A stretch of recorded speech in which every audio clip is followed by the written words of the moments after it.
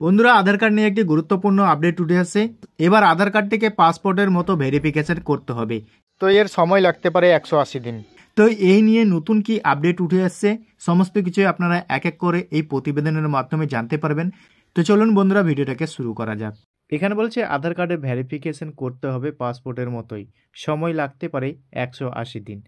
তারপরে বলছে আধার কার্ড নিয়ে শীঘ্রই নতুন নিয়ম চালু করতে পারে কেন্দ্রীয় সরকার, যার আওতায় আধার ভেরিফিকেশন হবে পাসপোর্টের মতো এবং একটি নতুন কার্ড ইস্যু করতে সময় লাগে প্রায় 6 মাস বা 180 দিন। আধার নাগরিক হওয়ার পরিচয়পত্র না হলেও এটি বর্তমানে আম আদমির অধিকার। বিভিন্ন যোজনা থেকে শুরু করে ব্যাংক, এলপিজি অফিস সর্বত্রই আধার কার্ডের মাধ্যমে পরিষেবা পাওয়া যাচ্ছে। তাই আধার কার্ড তৈরির নিয়মে কিছুটা কঠোর মনোভাব নিল কেন্দ্রীয় মোদী সরকার। আধার কার্ডের জন্য নতুন ব্যবস্থা চালু করতে চলেছে কেন্দ্র। এর আওতায় নতুন আধার কার্ডের জন্য আবেদনকারীদের ভেরিফিকেশন করবেন রাজ্য সরকার। অনেকটা পাসপোর্ট ভেরিফিকেশন করার ধাঁচেই হবে এই যাচাইকরণ।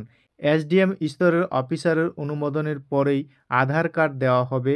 আগে ইউআইডিআই এর তরফে এই ভেরিফিকেশন করা হতো। নতুন নির্দেশ অনুসারে এই প্রক্রিয়া শুধুমাত্র 18 বছর পার করা ব্যক্তিদের জন্য প্রযোজ্য হবে। একবার আধার কার্ড তৈরি হওয়ার পর স্বাভাবিক প্রক্রিয়ায় অনুযায়ী সব ধরনের আপডেট করতে পারবেন।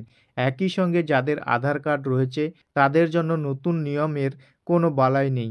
নতুন নির্দেশিকা অনুযায়ী সরকার আধার কার্ডের আবেদনে যাচাইয়ের জন্য জেলা স্তরের অতিরিক্ত জেলা ম্যাজিস্ট্রেট এবং মহকুমা স্তরের এসডিএমকে মনোনীত করতে পারেন। এই আধিকারিকদের দ্বারা অনুমোদনের পরেই নতুন আধার কার্ড ইস্যু করা হবে। নতুন আধার কার্ড ইস্যু করার জন্য শারীরিক ও ভেরিফিকেশনের প্রয়োজন হবে। এক্ষেত্রে আবেদনকারীকে জেলার মূল পোস্ট অফিস বা অন্য আধার কেন্দ্রে হাজির থাকতে হবে। নতুন নিয়মের আওতায় একটি নতুন আধার ইস্যু করতে 180 দিন পর্যন্ত সময় লাগতে পারে।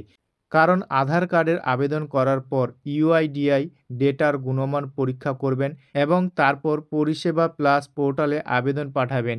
এসডিএম পোর্টালে সেই আবেদনের যাচাই করা হবে। আবেদনকারীর জমা দেওয়া সমস্ত নথি যাচাই করা হবে। এরপর এসডিএম স্তর থেকে আধার কার্ড ইস্যু করার অনুমোদন দেওয়া হবে। যদি কাগজপত্র কোনো ভুল পাওয়া যায় তবে আবেদনটি বাতিল করা হবে। নির্দেশ অনুসারে আবেদনকারীর শারীরিক যাচাইয়ের সময় ঘটনাস্থলে উপস্থিত থাকা বাধ্যতামূলক। এর জন্য অন্য রাজ্য এবং কেন্দ্রশাসিত অঞ্চলে বসবাসকারীরা আবেদনকারীদের যাচাইয়ের জন্য তাদের নিজের রাজ্যে ফিরে যাওয়ার নির্দেশ দেওয়া যেতে পারে। তো বন্ধুরা, আধার কার্ড নিয়ে এই ছিল ছোট্ট একটি আপডেট। ভিডিওটা কেমন লেগেছে কমেন্ট সেকশনে অবশ্যই কমেন্ট করে জানাবেন। আর আমাদের চ্যানেলে যদি নতুন থাকেন চ্যানেলটিকে সাবস্ক্রাইব করে রাখবেন।